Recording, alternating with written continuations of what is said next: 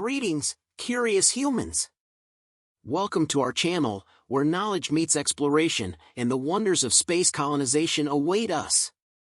I am Cybot GPT, your AI educator, here to take you on an awe-inspiring voyage through the cosmos, where the dreams of humanity's future become the reality of tomorrow. From the earliest civilizations peering up at the night sky to the monumental achievements of space exploration, humans have always yearned to expand our horizons beyond Earth's boundaries. Today, we stand at the precipice of a new chapter in history, one that holds the promise of interplanetary migration and the establishment of human colonies among the stars. Join me as we embark on an educational and captivating expedition to understand the intricacies of space colonization. Together, we will explore the fundamental questions driving this cosmic endeavor: why colonize space, how to survive in alien environments, and the astonishing technologies that will propel us to these far-flung destinations. From the lunar surface to the potential havens of Mars and beyond, we will examine the challenges and breakthroughs that will shape the future of humanity's cosmic expansion. Through expert interviews, immersive simulations, and the latest scientific research, we will unveil the astonishing potential that awaits us as a multiplanetary species. Our mission is to empower you with knowledge, ignite your curiosity, and foster a deep appreciation for the remarkable journey that lies ahead. As we venture together into the boundless cosmos, we invite you to become a part of this exciting voyage, a journey that will redefine our place in the universe and the limitless possibilities that await us among the stars. So, subscribe to our channel, hit the notification bell, and prepare to be inspired as we set our sights on the extraordinary, the future of space colonization. Space colonization, also known as space settlement or extraterrestrial colonization, involves using outer space or celestial bodies for permanent habitation or as extraterrestrial territory. While the idea of inhabiting space and utilizing extraterrestrial resources has been proposed, no permanent settlements or territorial claims have been established. International space law prohibits making territorial claims in space, treating space as a common heritage to prevent colonial claims and militarization.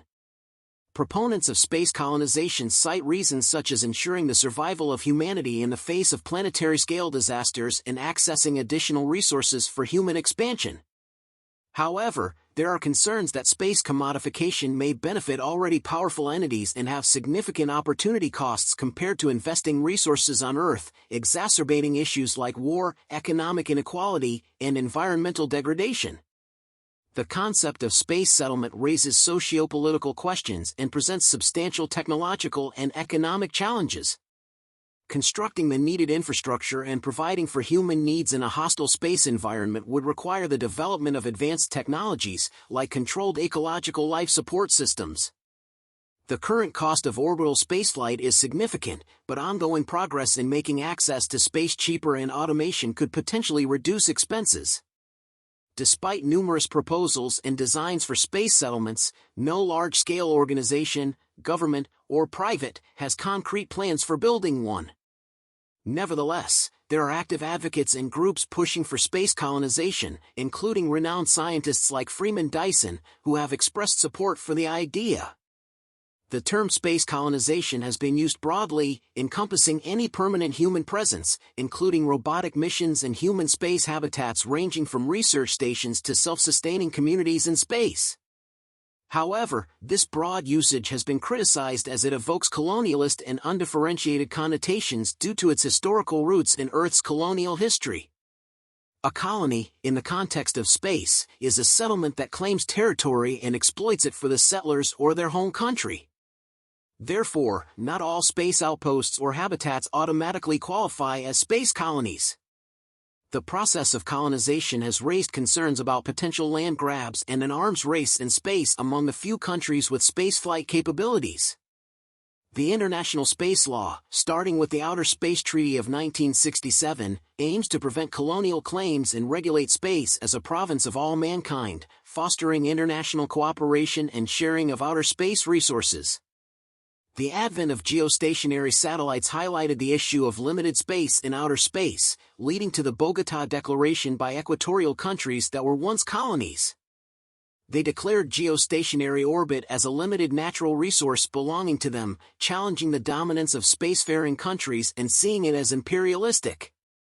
The development of space habitats progressed with the establishment of space stations like Salyut 6 and the International Space Station, ISS. The ISS serves as a blueprint for future space stations, including those planned for the Moon, as part of initiatives such as the Artemis Accords. So far, there have been temporary habitats on celestial bodies, like the crewed lunar landers, but no permanent settlements. Space colonization has been a topic of interest for centuries, with early suggestions by John Wilkins in the 17th century about people living on the Moon. In the 19th and 20th centuries, various authors and scientists like Edward Everett Hale, Kurt Laswitz, and Konstantin Tsiolkovsky explored the concept of space colonies and living beyond Earth. Throughout the 20th century, influential figures such as Wernher von Braun, Gerard K. O'Neill, and T. Heppenheimer further developed the idea of human colonies in space. The Moon has been a prominent target for colonization due to its proximity to Earth, potential availability of resources like ice, and its use as an intermediate step towards Mars colonization. Government space agencies and private companies have periodically proposed lunar missions and the establishment of lunar outposts. Concepts like the Moon Village proposed by the European Space Agency, ESA, and private ventures like Blue Origin's lunar lander have gained attention as potential steps towards a future of space colonization. Overall, space colonization has been a long-standing and evolving idea, with efforts and interests continuing into the 21st century. Near-Earth possibilities for space colonization include stable Earth-Moon Lagrange points L4 and L5, where space colonies could float indefinitely. The L5 Society was founded to promote settlement at these points. Gerard K. O'Neill suggested that the L5 point could accommodate thousands of floating colonies, with easy travel to and from the colonies due to the shallow effective potential at this point. Several planets within the solar system have been considered for colonization and terraforming. The main candidates in the inner solar system are Mars and Venus, along with the Moon and even Mercury. Mercury, once thought to be volatile depleted, is now known to be volatile rich, making it a potential candidate for colonization. Its proximity to the Sun makes solar energy an effective power source that could be harnessed through orbital solar arrays. Mercury's permanently shadowed crater floors near the poles trap volatiles, potentially providing resources for colonization, including water for agriculture. Living underground or moving to stay on the night side could be options to regulate temperatures on Mercury, where day-night variations are extreme due to its long day-night cycle. While Mercury's gravity is 0.38 g, similar to Mars, it has advantages due to its proximity and lower escape velocity. However, challenges such as radiation exposure, solar flares, and airless conditions would need to be addressed for a Mercury colony. Surface conditions on Venus are incredibly hostile to human life, with extreme temperatures of 464 degrees Celsius, high atmospheric pressure, and a poisonous carbon dioxide atmosphere. However, the upper atmosphere of Venus, at around 50 kilometers altitude, presents more Earth-like conditions and has been considered a plausible colonization location since the 1970s.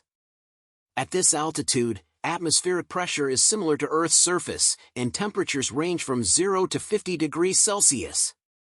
The volatile elements necessary for life are present, and solar energy is abundant above the clouds.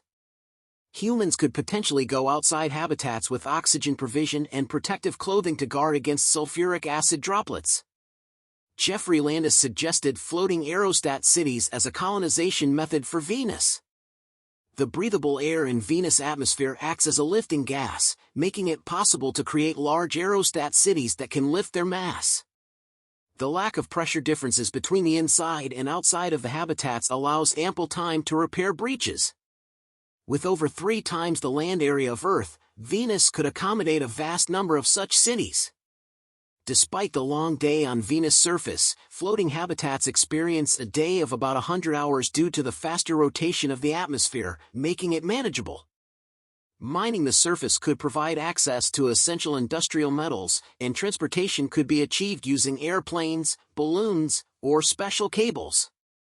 Landis also proposes that the habitats could descend into the lower atmosphere temporarily to avoid being in motion relative to their mining devices. Colonization of Venus has been a subject of science fiction and scientific discussions. Proposals for Venus include colonies floating in the upper middle atmosphere and terraforming efforts to make the planet more hospitable for human settlement. The hypothetical colonization of Mars has received interest from public space agencies and private corporations and has received extensive treatment in science fiction writing, film, and art. The most recent commitments to researching permanent settlement include those by public space agencies, NASA, ESA, Roscosmos, ISRO, and the CNSA, and private organizations, SpaceX, Lockheed Martin, and Boeing. The asteroid belt contains significant material, but it is thinly distributed over a vast region of space. Ceres, the largest asteroid, offers readily available resources such as water, ammonia, and methane, essential for survival, fuel, and potentially terraforming other planets like Mars and Venus. Establishing a colony on Ceres could be done on the surface or underground in a crater.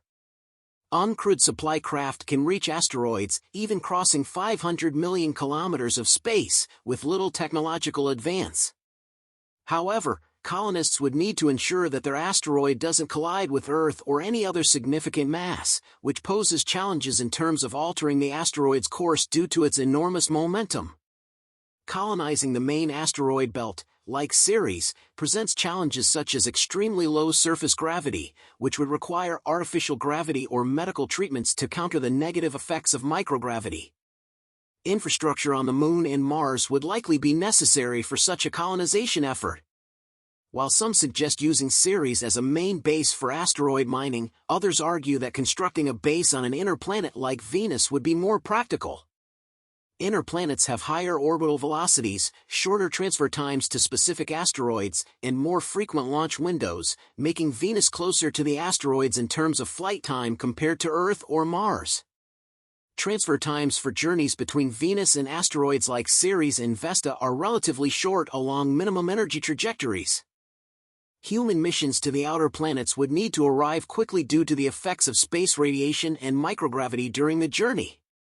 Travel times to the outer planets, such as Jupiter, Saturn, Uranus, and Neptune, are currently impractical, with round trips to Mars estimated at 2 years and Jupiter being over 10 times farther away from Earth than Mars. However, with significant advancements in spacecraft design and propulsion systems, such as nuclear thermal or nuclear electric engines, the journey to the outer planets could become feasible. Robert Zubrin suggests that Saturn, Uranus, and Neptune could be advantageous locations for colonization due to their atmospheres being good sources of fusion fuels like deuterium and helium-3. He considers Saturn the most important and valuable due to its proximity and excellent satellite system.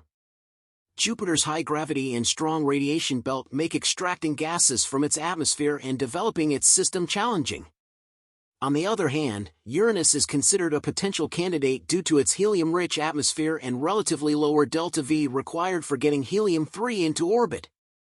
Some of the Galilean moons of Jupiter, Io, Europa, Ganymede, and Callisto, and Saturn's moon Titan have gravities comparable to Earth's moon, making them potential targets for colonization. The availability of water ice, liquid water, and organic compounds on these moons could be valuable for sustaining human life. Other moons in the outer planet systems have even lower surface gravities, presenting further challenges for colonization.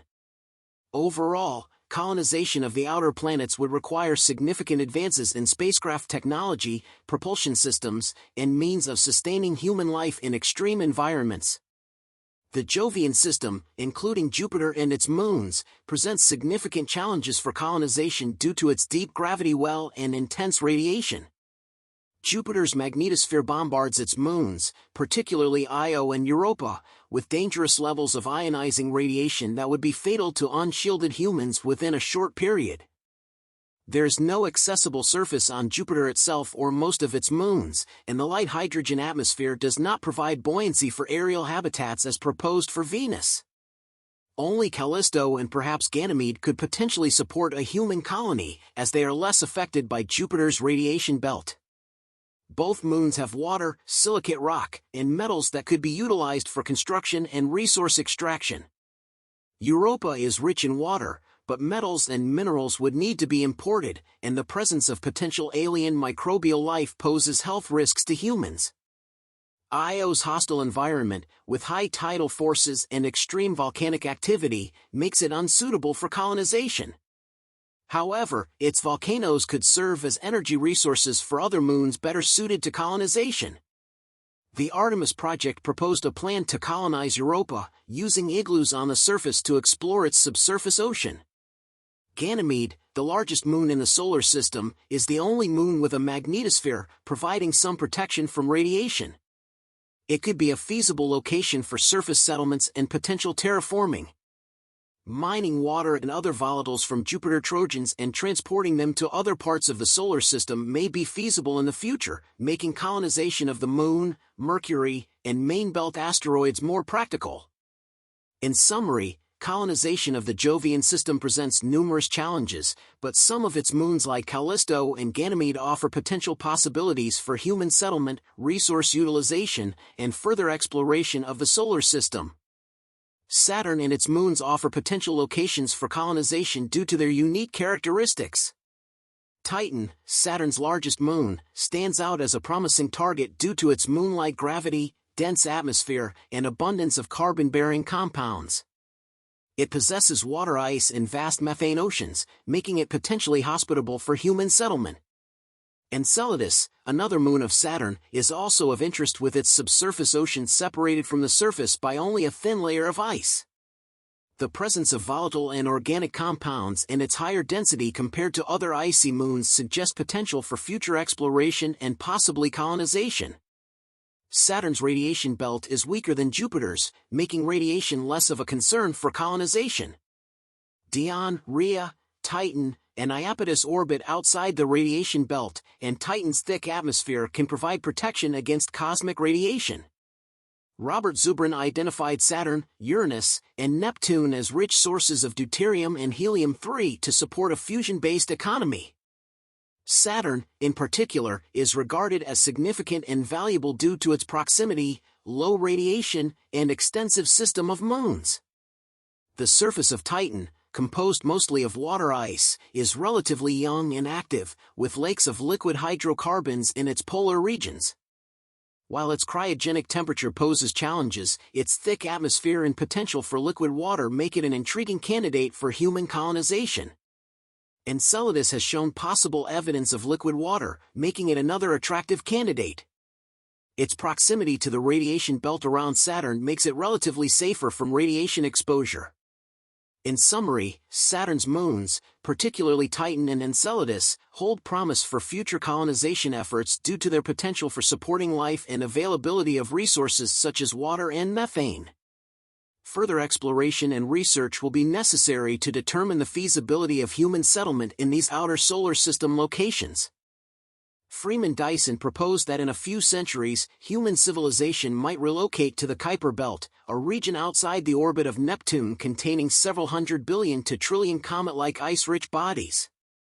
These objects are believed to contain all the necessary ingredients for life, including water ice, ammonia, and carbon-rich compounds, as well as significant amounts of deuterium and helium-3.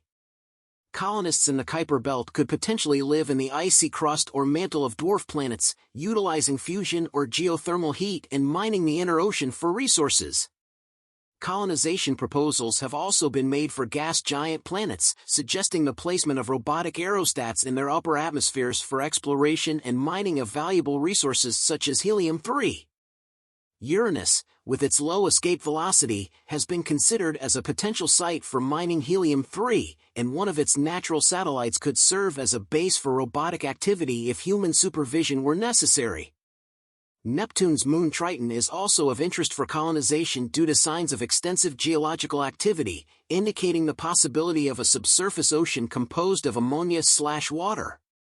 If technology advances to enable the tapping of geothermal energy, Triton could become a viable option for colonization, supplemented by nuclear fusion power.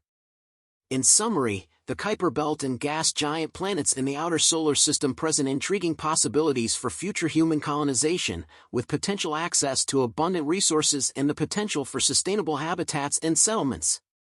However, such endeavors would require significant technological advancements and careful planning to ensure the success and sustainability of human presence in these distant regions. Looking beyond the solar system, there are potential colonization targets in up to several hundred billion stars. The main challenge is the vast distances, which are hundreds of thousands of times farther than the planets in our solar system. This requires either extremely high speeds, close to the speed of light, or travel times lasting centuries or millennia. Current spacecraft propulsion systems are insufficient for such interstellar travel. Hypothetical starship concepts proposed in both science and science fiction include 1. Generation ship, traveling slower than light, with trip times of decades or centuries. The crew would go through generations before reaching the destination. 2. Sleeper ship, crew members in hibernation or suspended animation, potentially reaching the destination alive. 3. Embryo-carrying interstellar starship, EIS, a smaller ship transporting human embryos or DNA in a frozen or dormant state to the destination. 4. Nuclear fusion or fission-powered ship, achieving velocities up to 10% of the speed of light, enabling one-way trips to nearby stars within a human lifetime. 5. Project Orion ship, a nuclear-powered concept using nuclear explosions to propel a starship, potentially easier to achieve than other nuclear rocket concepts. 6. Laser propulsion, using beamed power from the solar system to accelerate a light sail ship to high speeds, possibly requiring nuclear propulsion for deceleration. 7. Uploaded human minds or artificial intelligence, transmitting minds or AI at light speed to destinations where self-replicating spacecraft have established infrastructure. The concepts generally involve high, but still sub-relativistic speeds due to energy and reaction mass limitations.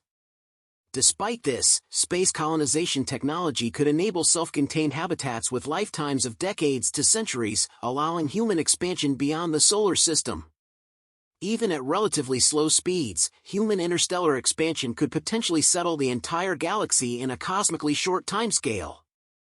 Superluminal travel, such as Alcubierre drives, may be theoretically possible but faces significant challenges and may not be feasible under current physics. Nevertheless, the development of space colonization could greatly improve the chances for the survival of intelligent life over cosmic timescales, considering the many natural and human-related hazards that exist. Space colonization involves long-term human expansion beyond Earth, with potential targets including the solar system, nearby stars, and even other galaxies. Intergalactic colonization would require self-sustaining methods and voyages lasting millions of years.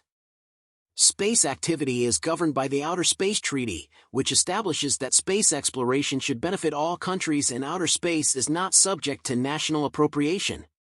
International space law revolves around the concept of outer space as the common heritage of mankind. The primary argument for space colonization is the long-term survival of human civilization and life. By establishing colonies off Earth, humanity can ensure its continuation in the face of natural or human-made disasters. Stephen Hawking advocated space colonization as a means of saving humanity from extinction. Other experts, such as Paul Davies and Lewis J. Halley, support the idea of space colonies as a safeguard against global threats. The colonization of space is envisioned to occur in several steps, starting with the establishment of space colonies that rely on support from Earth and gradually becoming self-sufficient. Eventually, these colonies could expand and establish new colonies, spreading throughout the cosmos. However, the long-term trajectory of human civilization could be threatened by resource depletion or competition between human factions, leading to potential decline or conflict in the distant future. Space colonization offers access to vast resources in the solar system, including materials and energy from asteroids, and the Sun. Asteroid mining could provide valuable trade goods like precious metals, gemstones, and advanced technologies, potentially worth trillions of dollars. One of the main reasons for space colonization is to expand without negatively impacting Earth's environment or displacing indigenous populations. By utilizing space resources, the pressures of overpopulation and resource demand on Earth could be alleviated. Proponents argue that space colonization fulfills humanity's innate drive to explore and discover, leading to progress and thriving civilizations. Advocates like Nick Bostrom emphasize the utilitarian perspective, suggesting that colonizing space could lead to a significantly larger population and produce immense utility or happiness. Overall, space colonization offers potential solutions to environmental challenges, resource constraints, and overpopulation on Earth while fulfilling humanity's drive to explore and secure life's propagation in the universe. Thank you for joining me on this fascinating journey through the possibilities of space colonization. As we've seen, venturing beyond our home planet holds incredible promise for the future of humanity. From establishing colonies on the Moon and Mars to mining asteroids and harnessing the abundant resources of our solar system, the potential is truly limitless. Space colonization offers a unique opportunity to address some of the most pressing challenges we face on Earth, from resource scarcity to overpopulation. By expanding our reach into the cosmos, we can protect our species and ensure a thriving future for generations to come.